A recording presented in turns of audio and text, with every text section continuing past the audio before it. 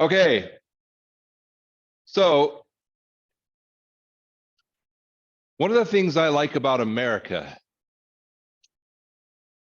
13, yes. One of the things I like about America, even though I hate government, okay, I don't really hate government. I hate like too much government where the government's trying to tell you how to live your life all the time. But I like knowing that when I go to the store and buy cake, for example, a purely random example, that cake isn't going to kill me. In other words, stores are expected to sell food that is safe to eat, right? That's not just America, that's everywhere. But not everywhere, right? There probably are some places where there's less government oversight and therefore maybe more dangerous food or more dangerous products, okay? So even though I hate the government being involved in my day-to-day life, I do like some of the benefits that government provides, like a Food and Drug Administration who ensures that the food being sold is safe, that medication being sold does what it's supposed to do, that it's not laced with fentanyl or something, right? Like, because I've heard of that in the news in some places. And so this is what's called product liability. If I'm a manufacturer or a seller of products, what obligation do I have to make sure my products are safe and fit for use? And what remedies do people who've been harmed by my products have? Okay, if you think about it, it's an important part of keeping the world safe. There are places like China where still like lead paint is being used on like baby toys. And so the United States has had to say, like, we're going to test shipments of baby toys coming in from China to ensure that they don't have that on there, right? Because lead can poison people. So back in the day, like even as late as like the 1930s, courts followed the theory of what was called caveat emptor, right here. The Latin phrase that means let the buyer beware. In other words, it meant you as an individual were responsible for deciding whether or not the product you were buying is safe, which is hard when it's a really specialized product like medication or something. How would you know, right? But maybe like for some products that makes sense. And then in the section 402A, the restatement of torts, which we've talked about, the law swung from what's called no liability, which is what caveat emptor means. For the manufacturer, there's no liability. It's up to the buyer to decide whether or not they want the product, to what's called per se liability, which means like not strict liability, but pretty much if you sell it, you're liable for it. If you produce it, you're liable for it, especially if it harms people. Okay, so that's where we are today. The law assumes the manufacturer and the seller are liable for any harm caused by their product. That's where we start. Ooh.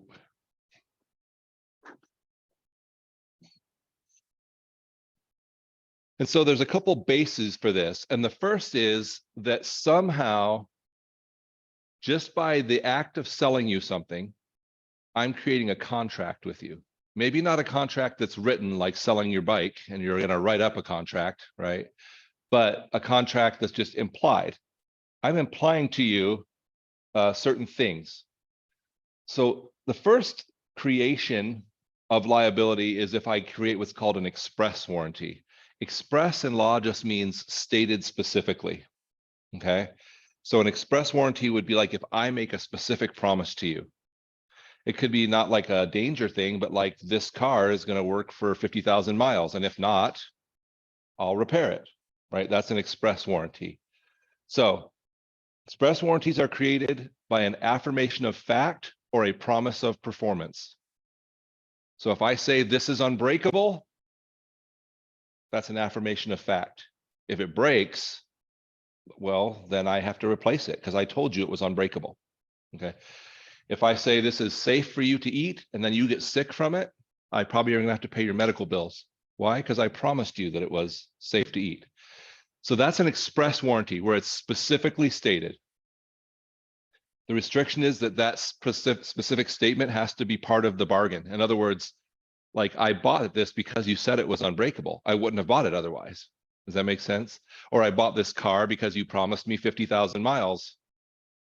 And you cannot make any disclaimer that's inconsistent with the express warranty. So a disclaimer is where I say, like, if I sell you a used car and I go like, I can't promise you, like, I bought it from someone else. We looked at it, it looks good, but there may be underlying damage. That's a disclaimer, right? When you make an express warranty, I can't make a disclaimer. I can't say, like, this is safe for you to eat, although it might not be. Like, I can't do that. Okay, so that's express. So here's a couple of examples. Remember, we say a statement of fact creates an express warranty. So we have to be careful with our language if we're the seller, but also understanding the language if we're the buyer that might constitute a warranty. So if someone says this car gets 20 miles per gallon, that's a statement of fact. If I say this car gets great gas mileage, that's not a statement of fact. It's a statement of opinion. What is great gas mileage? I'm driving a 1992 Ford F-250 to work. That gets about 7 miles per gallon. Is that great gas mileage? But to me, if I were to drive my son's little Chevy to work and get 26, it would feel like great gas mileage. But that's still not great gas mileage, right? Compared to like my other son's Prius, that gets great gas mileage. So again, so if I'm the seller, I have to be careful. If I promise this, then I'm held to it. If I say it gets great gas mileage, I'm not. That's why start paying attention to like words they use in commercials and stuff, and you'll see they're very careful not to warrant products. These goods are 100% wool. That's a statement of fact. This is the finest wool around. What does that mean? This truck has never been in an accident, or this truck is solid, right? Different. All right. The makeup's hypoallergenic. The makeup is the future of beauty, etc. You get the point. This watch is waterproof. Do you know that there's like waterproof ratings for products, right? You can look up, and like some, it's like it's good to get splashed on. Others, it can be submerged up to a meter for 20 minutes or whatever. And that's what I try to do, is look at the ratings. Because did you know that all the new iPhones, you can submerge them now? You can drop them in your toilet. In the toilet? She's holding it like this while she's doing up her pants.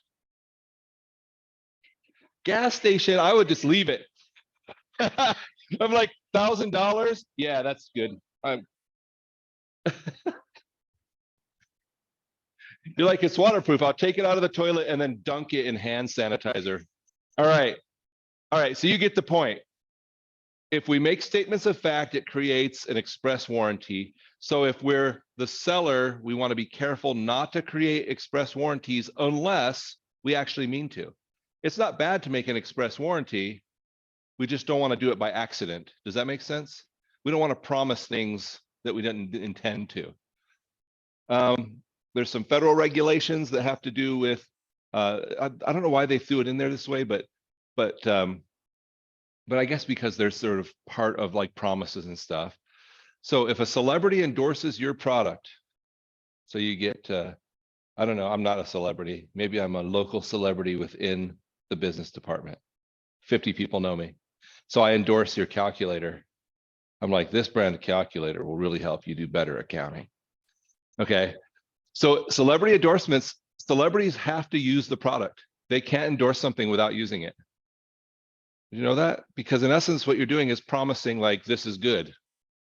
If the celebrity has not used the product, the source of the claim must be given, and celebrities have responsibilities when it's clear the product does not work as advertised. Has anybody followed this thing about, who was it? Is it like one of the Kardashians and like cryptocurrency or something like that? And so she was like paid to like help promote it because she has so many followers, right?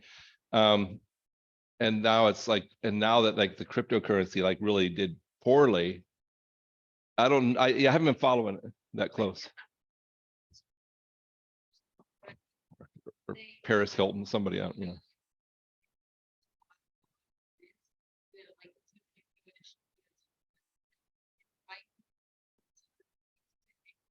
Right. Yeah, and so it's like, in her case though, she actually did use it. Where she might be in trouble and where crypto is kind of dicey right now is if I sell securities to you, so stocks in another company, there's all these rules about like I can't make certain promises. I have to let you know that they involve risk. But crypto is like not as regulated as securities. And so they're kind of asking themselves, did she sell a security without it being regulated, and did she profit from it, right? And so there's actually tweet guidelines under law. Who knew we'd get to a point where, like, again, so this is when people are like, the founding fathers never thought we would have assault rifles. They thought we'd have squirrel guns. I'm like, they probably also did not ever foresee a point where Twitter was a thing, and we had to make legal guidelines regarding it. But if you're a celebrity, when one of you guys hits it big, okay, what you tweet must be an honest opinion. In other words, if you don't think something is safe for people, but you say it is, you could be held liable for that. Okay, you're lying, and then that lying is getting people hurt. A celebrity can withdraw their endorsement, can say, after using this product or after learning more about this product, I no longer endorse it. Now, the other company could probably sue them for breach of contract, and they would have to duke it out about how much money they'd have to pay, but et cetera. So just know that there's guidelines in that. And then bait and switch is also illegal under federal regulation. So I can't pretend like this product is one thing, and then when you get there, sell you an inferior product of it. Okay. People who get in trouble for that a lot are car dealerships, because they'll post like, we have cars for under $1,000, but they don't actually. They're just trying to get you to come, and then they're going to like show you, well, we sold that one, but now if they actually have a car that's under 1,000, even if it's a piece of crap, but they say, oh, I'll show you the $1,000 car, but let me show you some of these that are a little bit better. That's not bait and switch, right? They just have to actually have the product that they claim they have. They can't pull you in without it. And then one last federal regulation, product comparison. So if I compare two products, so I'm going to show you Coke and Pepsi and how much sugar is in each one and how much caffeine and whatever. It used to be that the Federal Trade Commission was like, just do what you want. We're not going to get involved in that. But in 1989, competitors can bring suit for deceptive statements about themselves in their competitors' ads. So if I am going to compare myself to somebody else, I have to make sure it's factual. If I'm deceiving people, right? So if I say we tested 100 people and 75% of them preferred the taste of our product to our competitors, I probably can't be sued for that. But if I say our competitor's product contains this, which is harmful, then I better have some proof that it's really harmful, or else they could sue me, because that could hurt them, and it's not based on fact, right? So if you think about it, it's very much like defamation. There's a regulation that just allows that to happen, but you can always sue somebody if they lie about you, right? All right. So let's get back to the types of contracts that we had talked about. Express. So remember, that's created when I affirm a fact or if I make a promise about something. So the second type of implied contract is what's called an implied warranty of merchantability. So express contracts, or I make a specific promise to you. Implied, I don't have to make a specific promise. So this theory of law, in essence, says just by selling something to you, I'm implying to you that this is fit for its normal use. So if I sell you a bicycle, I'm implying that this is a bicycle that works like a bicycle, right? And that I'll stand behind it. That if it's somehow or not going to work like a normal bicycle, if I sell you food, I'm implying it's safe to eat. If I sell you medicine for congested head, then I'm implying it works to reduce congestion. Okay, so recognize that anytime a merchant sells something to somebody, they're implying that thing is fit for its normal intended purpose. But it only applies to merchants. Merchants are people who are in the business of selling stuff. So like a yard sale, not a merchant. Or if I'm someone selling my used car, right? I just get on a Facebook marketplace and I sell my car. I'm not held to the same standard as a car dealership. I still have to be careful because if I make an express warranty, I can be held to that. But this implied warranty doesn't really hold to individual sellers, only to merchants, okay? And then there's the implied warranty of fitness for a particular purpose, which is the seller knows the buyer is relying on them and acts on that. So here's what I mean. This is a little more specific than just merchantability, which says I'm implying this product is good for its intended use. If I go into Ace Hardware and I ask for Olga, the paint lady, that's her name, and she's known for being really knowledgeable about paint. And I say, hey, I've got this special situation. I'm trying to paint, this metal, and like regular house paint doesn't seem to stick well to it. And she goes, oh, you're going to need this polyacrylic based thing or whatever. And so I then buy it. She's not only just saying that this paint is good for being paint, she has now specifically used her expertise to tell me this paint will stick to this metal surface that I'm trying to paint. Does that make sense? So she's warranting fitness for a particular purpose, not just generally that it will work as paint. So it's a stronger level of warranty. But the seller must have knowledge and the buyer must rely on that seller's knowledge. This happens a lot for cars, right? Where I go to a vehicle dealership and they have done a inspection of the vehicle and they're now saying to me that this vehicle will, be able to tow or do whatever. Or if I ask them that I need a vehicle that will tow heavy weights, and they say, well, consider these vehicles. They've now created an implied warranty of fitness for a particular purpose. And then the last implied warranty there is what's called an implied warranty of title, which means when I sell you something, I'm implying to you that I have the right to sell it to you, that it wasn't like somebody else's thing I sold to you. So, I mean, it makes sense that it's a reasonable assumption if I go to the store and buy something, it's reasonable for me to assume they actually owned it and were able to sell it to me, and not that they were selling somebody else's stuff to me. And like that person later is going to be like, whoa, how did you get that? Right?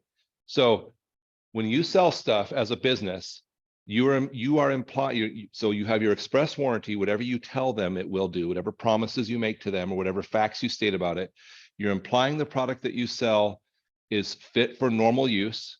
You're implying that it belongs to you and that you have the right then to sell it to them and it will become theirs. And if you have expertise that they're relying on, you're also implying that it's fit for the particular purpose that you sought their expertise about. So that's where the law is at today. That's where we've decided are the things, the protections that a buyer should have when they're buying something from a merchant, okay? We can eliminate warranties by disclaimers. So if I'm selling a used car, I can say, as is. You'll even see that on the window of a used car when you buy it, it'll say sold as is. What does that mean, do you think? Yeah. What does it mean?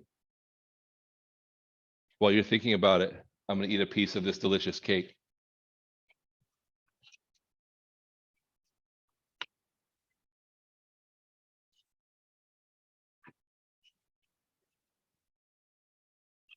Yeah. It means you can look at it, see there's a cracked windshield, and you're choosing to buy it knowing it has a cracked windshield. You can't expect me to replace that windshield. Whoops, I spit a little cake. Just, hey, Casey, you want some cake? See, she's not afraid. She doesn't turn it down. All right, Pa. Here's an interesting question. Does this cake belong to Pablo? Or does it belong to the people who purchased it? I mean, they never said specifically, expressly, this entire cake is yours for your birthday. They just said, we brought cake for your birthday, which might imply they still own the cake. Right. And they parsed it out, right? They gave, now, certainly that piece belongs to Bethany. You want it back? Wait, did you say yes to the cake? Whoa, come on, guys. All right. Anyway, so as is means you buy it as it is. That's harder for some things than for others, right? Unless you're an auto mechanic, you go look at a used car. I mean, here's as much as I know about cars. I turn it on and be like, is it making a weird noise? It seems like it sounds like a normal engine, right? I can smell and be like, does it smell like it's been leaking coolant or smell like it's been burning oil? Do the tires look like they're good? Does the body look like it's relatively free of damage? That's about it for me. Like, I'm not I could look at the belts and say they look really new, or the hoses, but like beyond that, like if there's some issue with something deep inside the engine or the transmission, I don't know. And so it's challenging as the buyer. But so when someone sells you something as is, that's kind of like them saying, hey, this becomes a caveat emptor, or let the buyer beware sort of situation. Usually with like a vehicle, they'll allow you to take it and have it inspected by a mechanic if you want before you agree to buy it, right? Because they know that that's not perfect expertise. So you can say as is with all faults, or sometimes they'll make specific disclaimers. Like instead of like a general disclaimer of liability, it might say, we're letting you know when you buy this that the transmission is making some noises or something. You may have to replace the transmission in the next 10,000 miles. That'd be a really specific disclaimer saying like, we'll warrant the rest of it, but the transmission we're not going to, because we're giving you this good price or whatever, right? That's less popular, but it does on occasion happen. All right. And then there's this issue of what's called privity. And privity means who, I'm trying to think of the best way to put this into normal terms. So who am I liable for? If I sell you this good, who am I liable for? In other words, let's say I sell you some medication, or let's say I sell a male spouse, some medication, but it's not good for pregnant women, and his pregnant wife takes it, and then it harms her or her baby. Am I liable for that? Because I sold it to him. Do I need to disclaim that? Should I have on there like not to be used by pregnant or nursing mothers? Or so the question is, at the buyer level, what am I liable for? Am I liable to just the buyer, or the buyer and the members of their households and guests? To any natural person expected to use the goods, to any person expected to use the goods? And so we don't need to get into the details. That's lawyer territory, okay? But recognize that for certain types of products, the law recognizes different levels of what they call privity. And if you really are interested, you can look at the code. But really all we need to know for this class is that there's more than one level of privity depending on the nature of the product, okay? All right, and just like we learned about strict tort liability, there's some strict product liability, which means like if I manufacture stuff, if I make goods, then I have a duty to manufacture a reasonably safe product.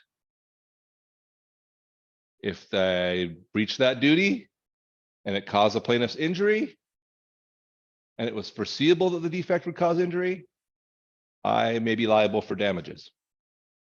Sounds a lot like a negligence tort, right? Same idea. It's the same theory. So one way we become liable for stuff is by warrantying, making promises or implying promises. A second way is through negligence theory, which is in essence like I have a certain duty, and if I breach that and it harms somebody, I'm also responsible for that. Okay. So just recognize if you're harmed by a product and you go to a lawyer, they're going to pursue a few avenues of ways that they might be able to get that person to pay for it. One would be like, did they warrant something to you? Did they make a promise to you that they broke? Or two would be, did they imply promises that were broken? Or three could be, did they have a duty that they breached? So do you think, just law of basic mathematics, if you produce 1 million products, do you think it's likely that if you produce 1 million products, let's say cars, and so I don't know what 1 million cars probably has, how many, what is a car? How many parts are in a car? 1,000? I don't know, a couple, several hundred at least. I don't know the number. She's like, no, not 1,000. 268. Everybody knows this or whatever. Anyway, but is it likely that out of 1,000, I mean, out of 1 million cars, that at least a few of them will be defective in some way? Will have a problem, even if I do everything that I follow good practice still. And is it possible that at least a small number of those defects could potentially be dangerous to someone operating the car? It's possible, right? So even if I do everything right, could it still be said that I breached my duty? No, that's what's tough about it, right? Because you're like saying this car failed, and the manufacturer is going, but I followed all of the appropriate manufacturing protocols. And so strict liability comes in and says, even if they did everything they were supposed to do, still they know the nature of manufacturing is risky, and they're going to bear some liability. Okay. If their vehicle fails, even if they didn't do anything wrong. So that's where strict liability comes in, the nature of manufacturing. So what that leads manufacturers of cars to do is to keep a fund of money, right? That's like, if we get sued, this is for defending lawsuits or for settling lawsuits. And that's not crazy, because they can actually bear the risk way more than one individual can bear the risk. Okay. So recognize that all three of those, warranties, negligence, and strict liability, are all part of the whole product liability kind of landscape that you need to plan for if you're a manufacturer or a merchandiser or a seller. Other things that can get us in trouble is if we have an unreasonably dangerous, or selling a product that's in an unreasonably dangerous or defective condition. So let's say I sell you a car, a used car that is clearly not safe to be on the road, but I say, as is. Can I disclaim liability for something that was clearly not safe? Probably not. Okay. Especially because with cars, again, are complex enough that the average person might be like, I didn't know that. We're seeing we see lawsuits on this with pardon the example, but silicone breast implants, or there's these mesh hernia repairs that they did for people, and then they put this mesh in there, and then what it was supposed to do is the skin and the stuff would like grow into the mesh, and then that would make a stronger repair. But some people started having real problems with their body kind of attacking the mesh like it was a foreign body, because it is. and saying, and the lawyer is coming out and saying, like, you should have known this. You should have done tests on this product ahead of time. What's hard about it is like 90% of people don't reject the mesh, but some small percentage do.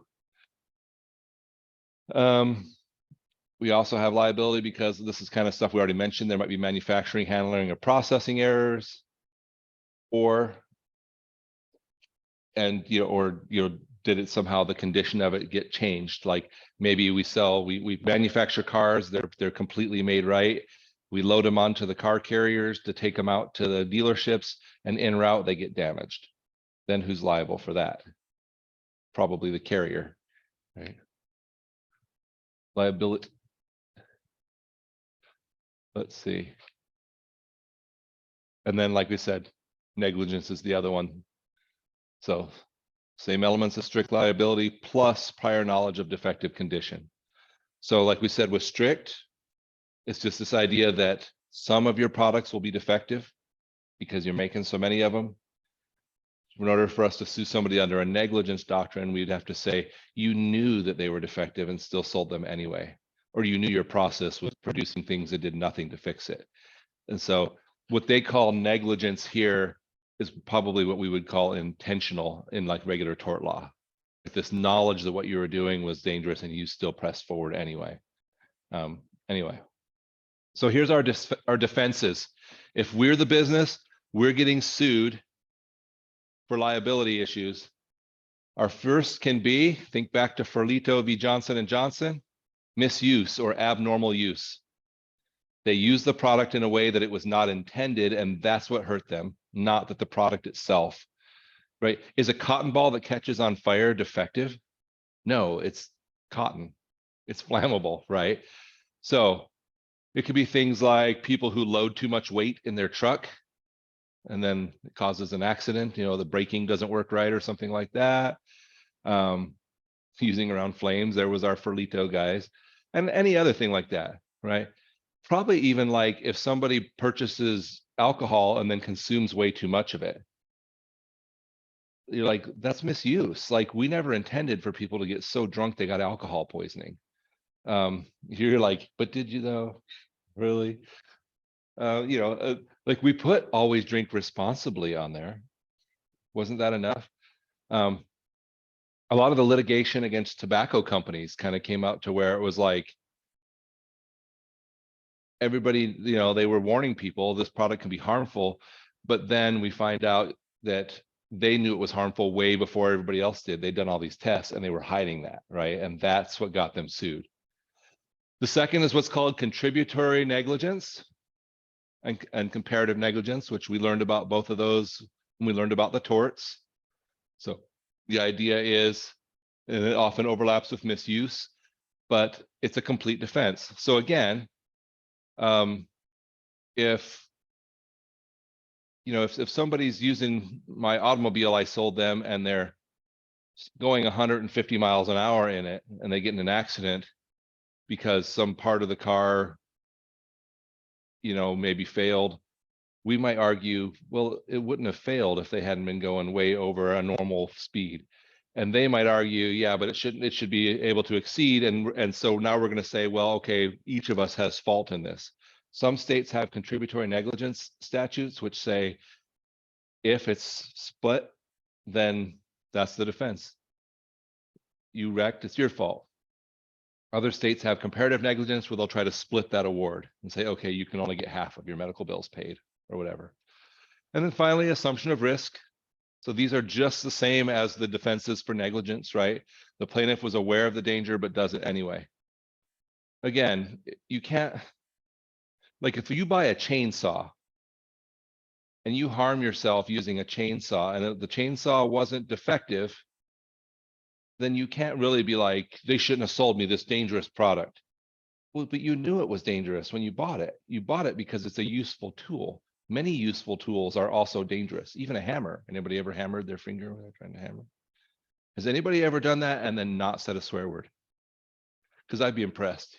Wait, what did you say? Flip? Fetch? Frick? Yeah. What? Yeah. You just screamed. It's really painful. Okay. But it wouldn't make sense for you to sue the hammer company, right? Because A, you've got a contributory or comparative negligence scenario. You hit your own freaking thumb, dummy. B, there's an assumption of risk. You know, using a hammer could lead to you hitting your thumb. C, it's not defective in any way. And so you know that that's on you, right? You were using a risky thing and you got hurt, and that happens. But sometimes there may not be the same assumption of risk. And so, you know, those are the defenses. And that's it. So that's product liability. I think it shares a lot in common with tort liability, what we've learned about already. But it's just more geared toward manufacturers, people who make products, and merchandisers or businesses who sell products to people. Okay? All right. Have a terrific day. Happy birthday. And that's it.